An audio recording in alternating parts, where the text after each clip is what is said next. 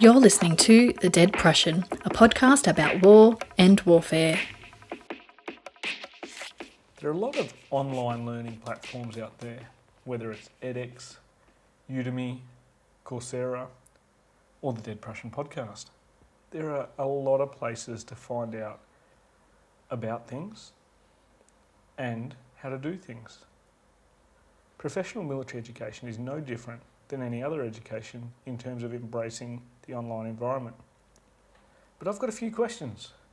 How do you teach soldier skills, officer know-how, and generalship in the online environment? Does it work? And can you really ask the hard questions and expect some hard answers? G'day listeners, and welcome back to the Dead Prussian podcast. Thank you very much for all the support lately. As you know, we are now a book depository affiliate. What that means is if you click on the show notes where it says buy books here, you can go to book depository, buy a book, get free global shipping, which for those listeners that don't know, free global shipping delivers anywhere in the world for free. And we get a little commission, so that's kind of cool. So make sure you jump online, go to book depository through our show notes or through our website at www.thedeadprussian.com/bookshelf.html. If you go that way, we get a kickback. And I like kickbacks because it keeps me on the digital airwaves. Now, we're talking about professional military education and how modern learning techniques, particularly those online, where people live and breathe these days, can be blended to help everyone learn.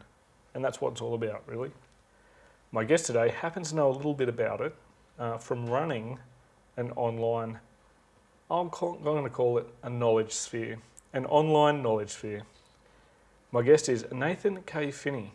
He's an officer in the US Army and currently serving as the US Pacific Command's Visiting Fellow at ASPI. ASPI is the Australian Strategic Policy Institute. It's actually just down the road from Dead Prussian Studios. However, we're not in the Dead Prussian Studios today. He's also the co-founder of the non-profit organisation, the Strategy Bridge. He's a founding board member of the Defence Entrepreneurs Forum, a founding member of the Military Rise Guild, and a term member at the Council on Foreign Relations. He basically just thinks a lot. Nate, thanks for coming on the show, and by that I also mean letting me in the building. Yeah, I didn't know I had much of a choice. I guess the security guys kind of let you up. Well, it's amazing how far a fiver will go. Now, Nate, before we discuss all things professional military education and what I've now dubbed the knowledge sphere, which probably won't catch on, can you tell our listeners a little bit more about yourself and how you ended up founding an online journal on strategy? Sure. Well, it's really kind of a long journey. It began as a young captain for myself, and as I was struggling to figure out what it was to be a professional in the profession of arms, I reached out to mentors of mine, and some of the advice that they gave was to essentially write, and if it's worth it, try and get it published.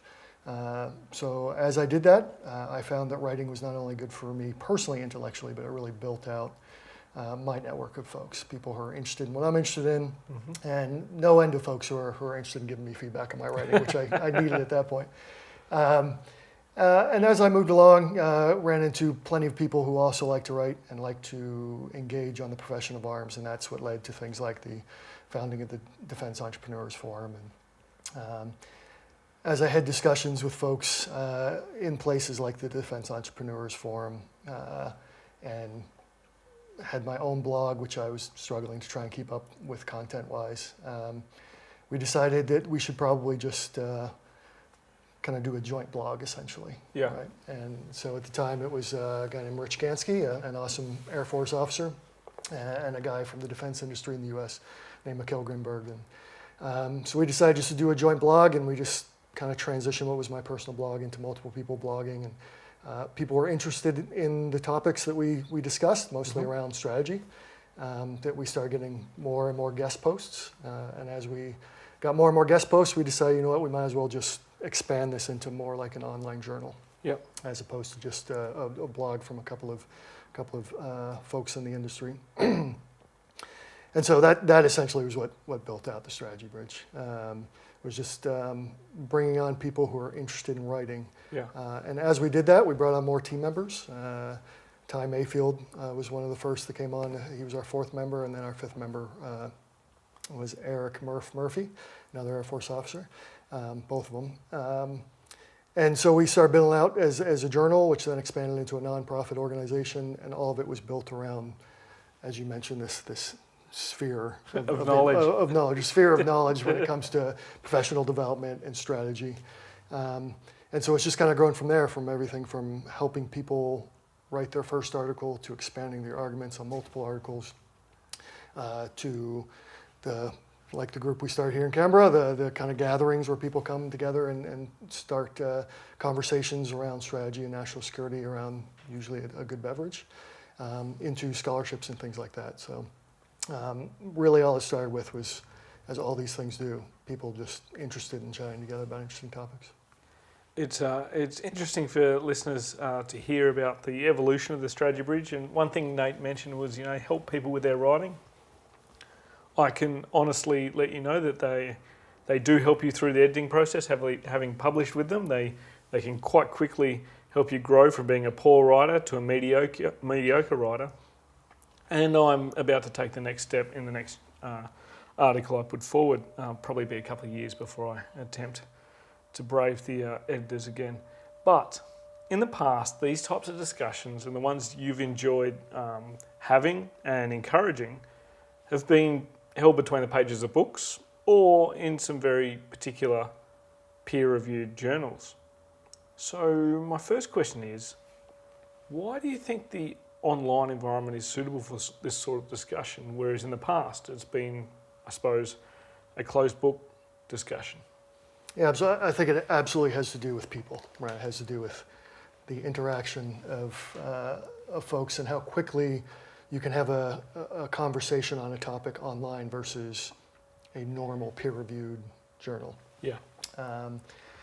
For example, if you turn in something to the U.S. journals, whether it's a Military Review, which is a great publication, or even our branch journals, Infantry Journal, things like that, all good at publications, there's a long turnaround time, right? Because in the traditional model, they take articles, they have an editor look at it, they say yes or no, then they send it off to an editorial board, and then editorial board members all weigh in. That usually takes a good amount of time, and then they try and slot it into the publication of a print journal, which can take anywhere from 6 months to a year to 2 years, right? I mean, I've waited as long as 14 or 15 months to get an article published in a print journal.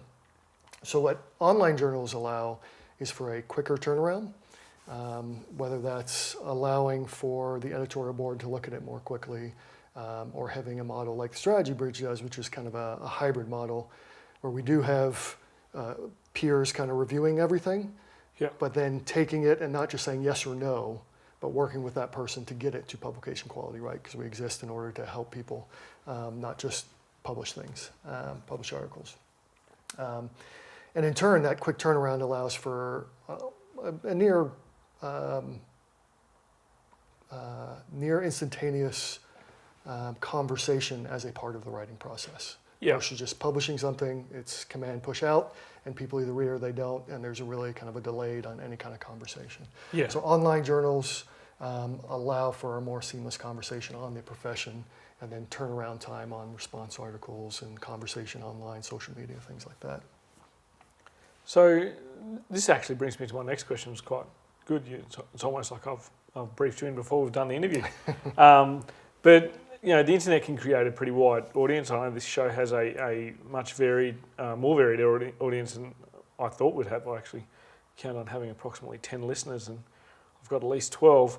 But how have you found the response to the bridge? Because networked PME seems like it is something that could expand quite exponentially. So has the response been positive and wide?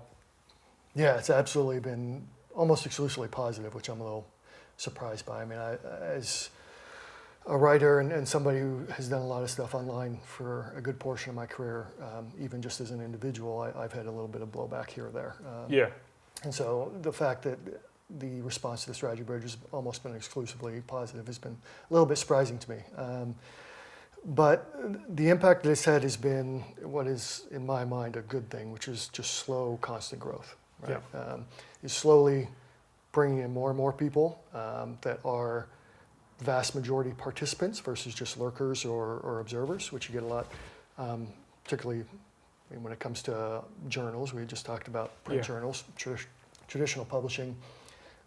Probably the majority, if not the vast majority of folks are lurkers, right? They consume, but they don't really produce terribly much. They don't provide articles.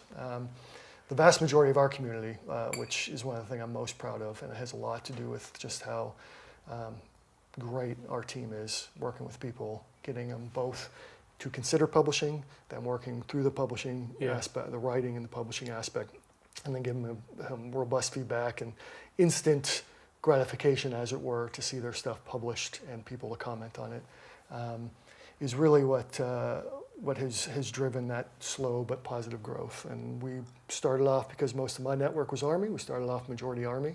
We've slowly grown into the joint space. We've grown, we have anywhere from university students, even cadets, all the way up to general officers and senior academics publishing in the Strategy Bridge, and that's all a function of this process of building the kind of virtuous network of a community versus just trying to publish either high-name folks or even just trying to, as Grounded Curiosity does a great job of pulling in new folks and getting them published. I mean, one thing I've found interesting, particularly this week just gone, which will let listeners know when we've recorded this, is there's Bridges quite recently been publishing the results of the strategy contest, strategy essay contest, and one of my classmates was published today. That's a military university course member who has published something, and also within the competition there's been civilian university students who've also won. So can you tell us a little bit about the competition and how that sort of played out? Because I think that's a really good example of the network we're trying to discuss here. Yeah, absolutely. So the annual writing contest kicked off this year. The writing contest is focused on strategy, and the approach that we took was we weren't just doing a contest just to publish articles. We publish articles all the time, so we don't need more content. We get plenty of content. What we wanted to do was really tie together specific communities, and in this case, staff colleges, war colleges, and universities in the Five Eyes English-speaking nations.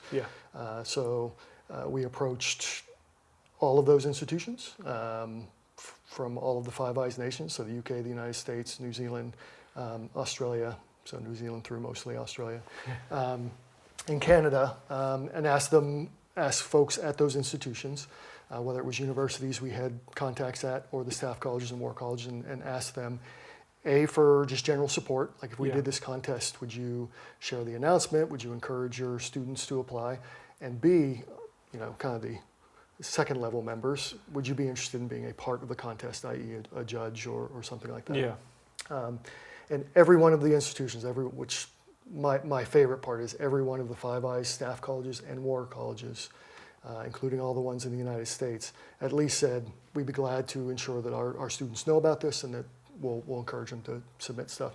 And a good portion of them gave us at least one judge to help us judge the articles that came in.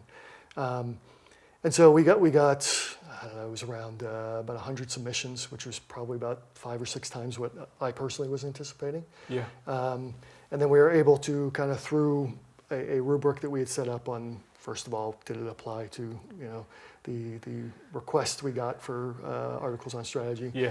And then just different rubrics on how well it was written, what the topic was, that kind of stuff. The board, the peer-reviewed editorial board for the Strategy Bridge, cut it down from that 100. And then we divvied up the rest of them out to all of those judges who from all the staff colleges, war college, universities, and ourselves, who are interested in taking part, to judge according to a rubric. And based on that, we lumped all those scores together and got our top scores. And we got some great submissions. I mean, the winners was from King's College London. But we also got some from, one of the winners was Army War College. We got some from Australian Staff College and universities. I think it was an Australian university that got one of the 3rd place finishes. And so we had articles from all of those institutions, at least one. And almost all of them were represented through the honorable mentions, which we're still kind of publishing at this point. So it's very interesting, the Five Eyes community taking part. And for listeners, if you haven't heard Five Eyes before, it is the 5 nations that Nate mentioned. The United States, Britain, Canada, Australia, and New Zealand, and I've listed them in their, I suppose, their prestige levels there. New Zealand, very, very distant fifth. But that's a wide community of practice if you're thinking about it in those sorts of terms. So it's quite interesting taking these content, these discussions, and the benefits from initiatives the Bridge runs. But how do we take these into the community of policymakers, academics, and military personnel? I'm not necessarily saying to take them and ignore the internet, but how do we operationalise, which for those civilian listeners out there is a military person's word of saying make something practical when they can't think of the words make something practical. How do we operationalise the discussion? Yeah, it's a great question, and one that I think all of us struggle with. I think the first step is the step that's already been taken, which is trying to create this virtuous network of folks who are interested in this topic and professional development, and just kind of linking them together. And right now we have pretty robust networks between a lot of the U.S.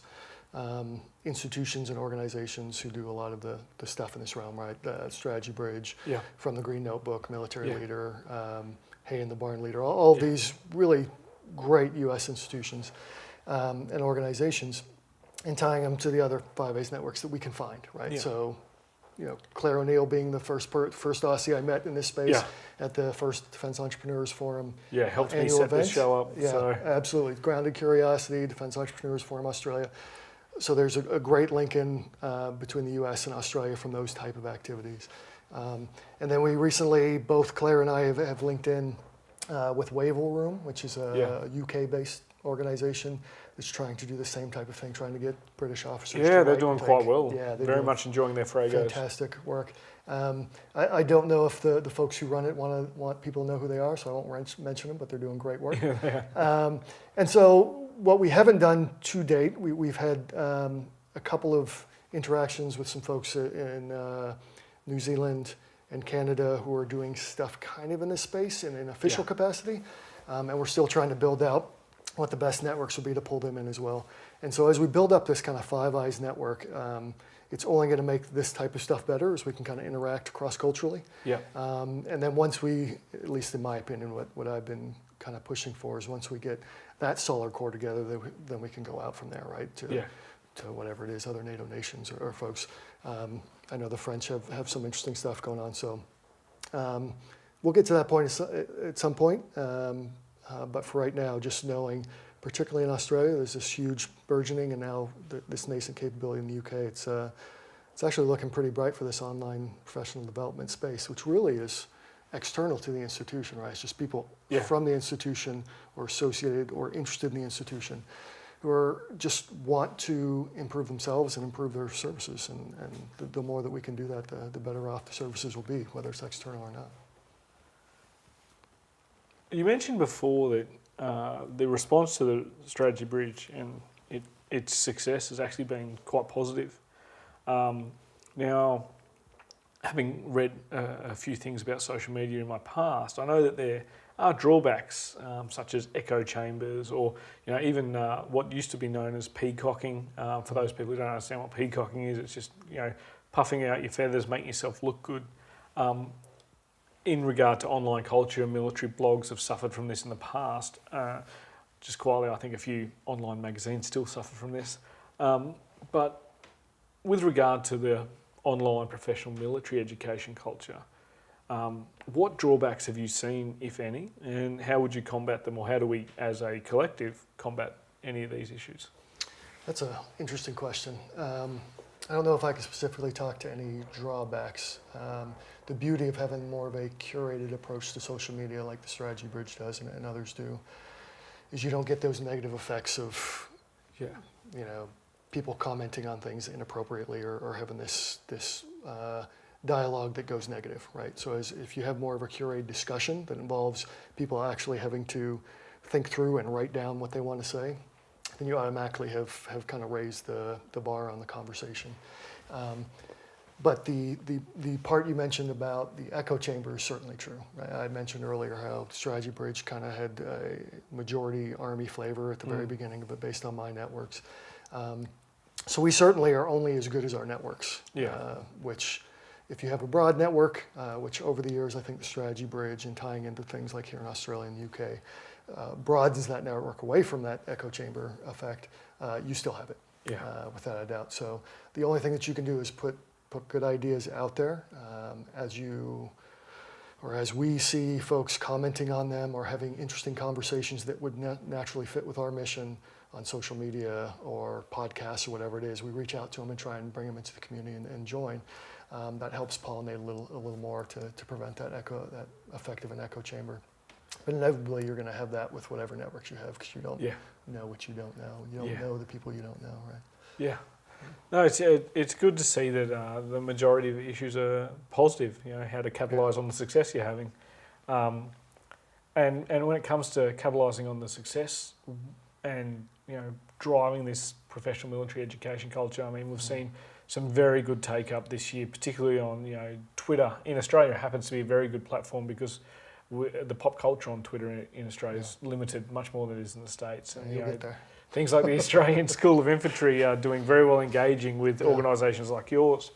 But I'd like to see what your advice would be in terms of the most crucial part of development you would give or advice you would give to a junior officer or junior to mid-level officer. I'm not going to rule out those who are just entering the field ranks. That's majors for those people that don't understand field ranks. Includes a few of my colleagues. What advice would you give them if they're looking to engage in professional military education in a meaningful way? Because I think that's something that they need advice on. I think that's what people want guidance on, is how do I meaningfully engage in professional military and culture, particularly if it's online. Yeah, absolutely. Advice I was given early on, like I mentioned, I kind of started in this space as a young captain upon the advice of mentors.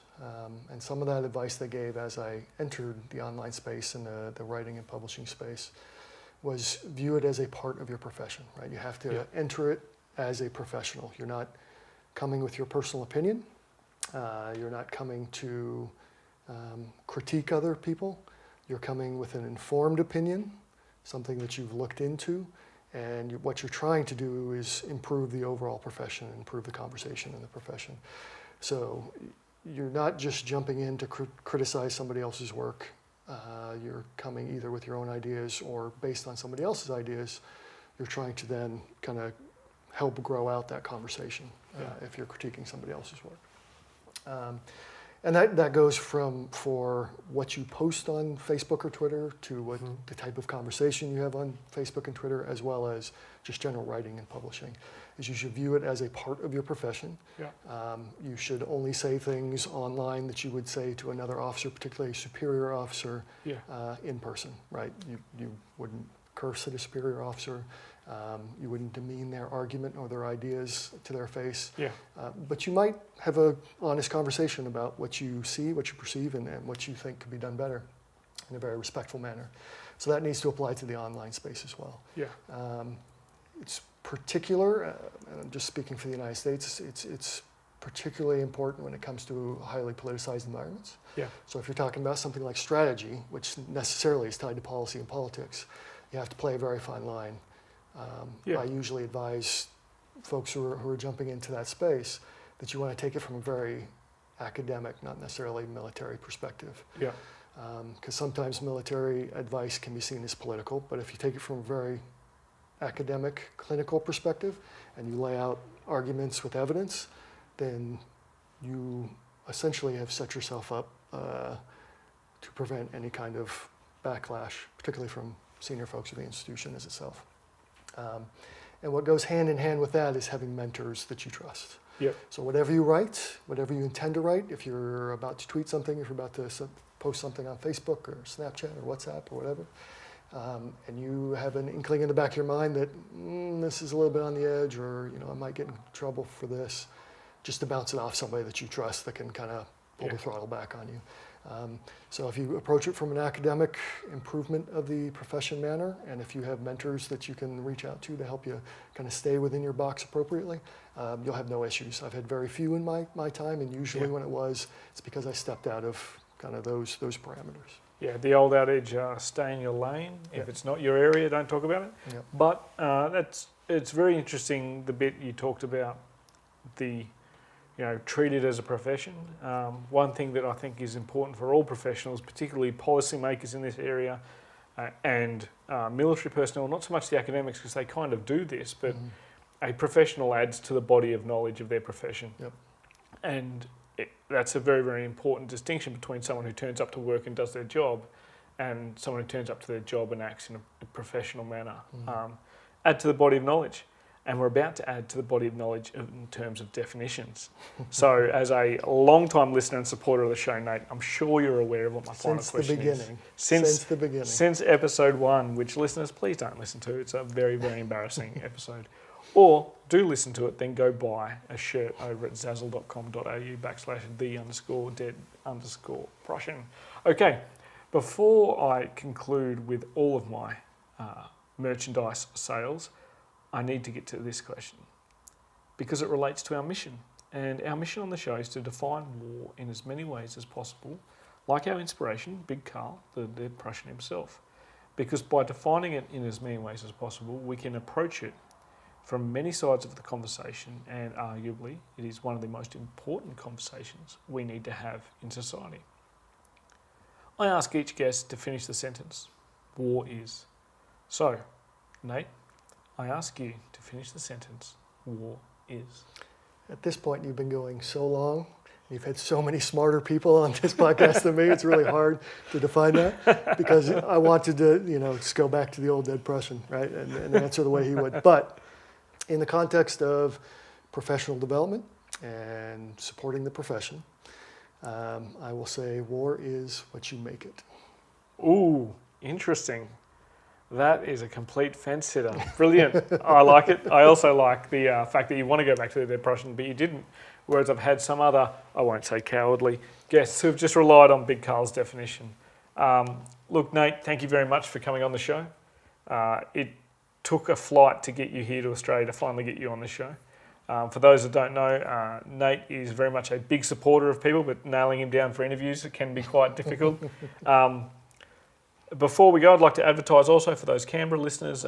Myself and Nate have started up a very informal group called the Canberra Think and Drink. It's where you think to excess and drink in moderation. If you'd like to be involved, please jump on Twitter, let myself know at Mick_Cook, or let Nate know at NK Finney, or even just at Dead Prussian Pod on Twitter. If you're not on Twitter, jump on Facebook, send us a message. If you're on none of these, but you have email, deadprussian@gmail.com. Let us know if you're in Canberra and you'd like to participate. It is one of those informal networks we've just discussed. Nate, thank you very much for coming on the show. Thanks, Mick. It's been a pleasure. Now, listeners, make sure you support Nate because he's just supported your commute or jog on the treadmill. Or if you're lucky enough, a jog around Lake Burley Griffin because it's a wonderful time of year down south. Jump on Twitter at NK Finney.